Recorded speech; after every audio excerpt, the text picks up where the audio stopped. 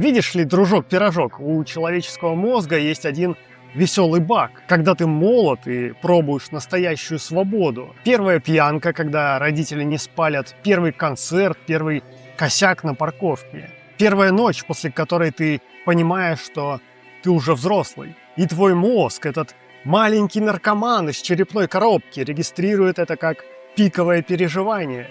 А дальше ты как голум одержимо таскаешься со своей прелестью. Те же бары, те же рейвы, та же иллюзия, что вот именно там, в этом прокуренном подвале на районе и находится смысл жизни. В итоге к 30 годам у тебя эмоциональная зрелость 15-летнего подростка, который все еще ждет, что к нему прилетит волшебник на голубом вертолете и закроет его ипотеку. А в свои 40 ты впервые замечаешь в зеркале незнакомца, растратившего свой единственный ресурс, который нельзя купить – время.